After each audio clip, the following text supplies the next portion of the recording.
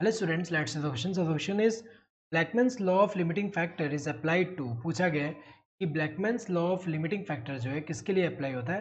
Respiration only, transpiration only, photosynthesis only, any biochemical process affected by several factors. तो अगर हम देखें यहाँ पे अकॉर्डिंग टू ये जो ब्लैकमैन्स लॉ ऑफ लिमिटिंग फैक्टर है इसके अकॉर्डिंग क्या है? Any chemical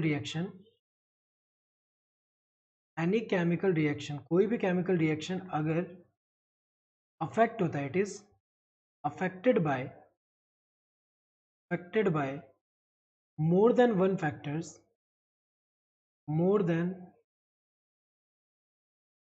one factors more than one factors तो इसका जो रेट है it's rate will be determined by the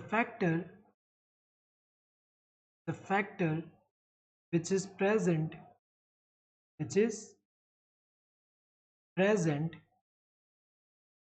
nearest to its minimal value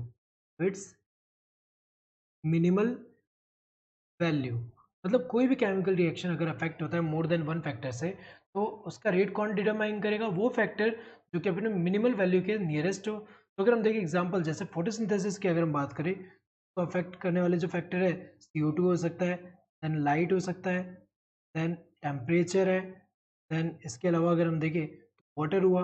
लेकिन अगर हम देखें इनमें से मेजर फैक्टर अगर हम देखें CO2 है, क्योंकि अगर हम देखें ये जो है ये अपने मिनिमल वैल्यू के नियरेस्ट है, इसीलिए अगर हम देखें तो मेजर लिमिटिंग फैक्टर जो है फोटोसिंथेसिस के लिए क्या होता है? ये होता है। तो अगर हम देखें इनमें से जो है ये फोर्थ वाला जो है ये सही है, any biochemical process affected by several factor. ये क्यों अप्रोप्रिएट है? क्योंकि अगर हम देखें सिर्फ रेस्पिरेशन के लिए नहीं है, सिर्फ ट्रांसपिरेशन नहीं, ये गलत दिया है।